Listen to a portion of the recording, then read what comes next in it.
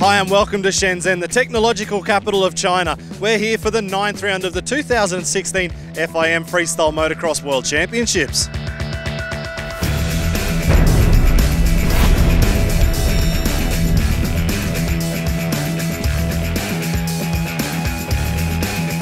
Shenzhen is one of the fastest growing cities in the world, and every year that we come back, more and more high-rises are popping up left, right and centre, and with that it gives us a little bit extra to go and explore and check out this awesome city.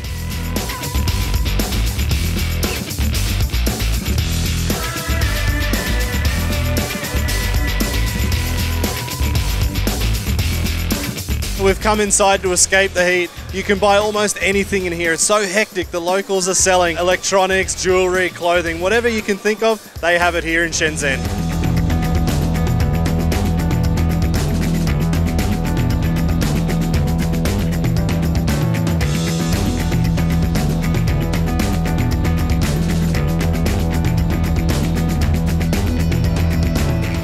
It's really awesome with the hustle and bustle of Shenzhen to have a place like Bonsai World here in the middle of the city.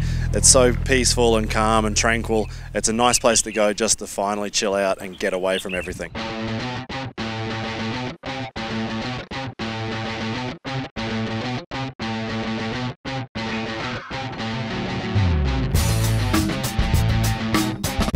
So after working a little bit on an excavator designed for 6-year-olds here in this theme park, and I suck at it, let's head over to the arena and check out what the professionals are getting up to, moving the dirt around on one of the most unique courses for Night of the Jumps.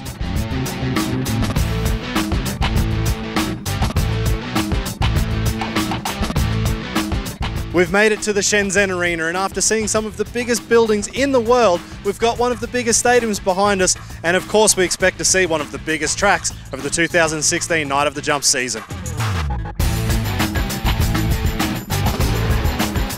So as I predicted, the much more professional Night of the Jumps track crew, they put together a much better course than I could do back at the theme park, but their machines are so much better.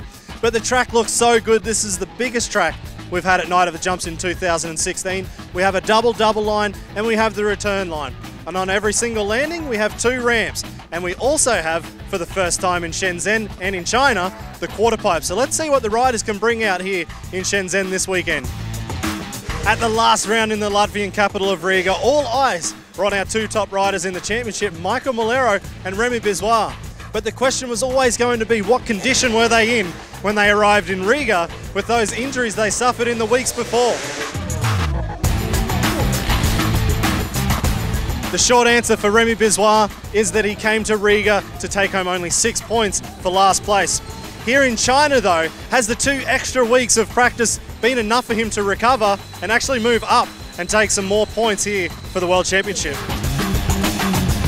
For Michael Molero though, it was a completely different story. With only sprained ligaments in his wrist, he was able to adapt his run and take home his 7th win from 8 rounds so far this year.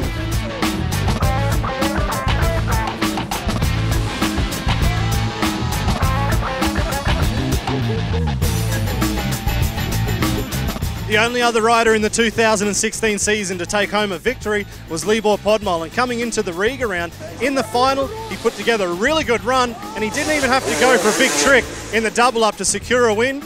But as we know from Libor Podmol, he always goes big. But with the vault being one of the hardest tricks in the sport, only a small mistake can end up with a big crash, and unfortunately for Libor, he's now out of the season and out of the competition here in Shenzhen.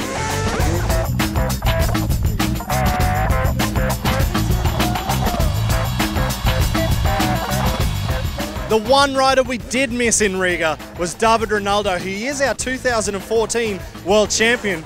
And with all the biggest tricks in the sport, I think he's one of the closest riders to really push Michael Molero this weekend. History shows that David's had a better result here in Shenzhen. Last year, David beat Molero both nights with a 2nd on the first night and a 1st place result on the 2nd night.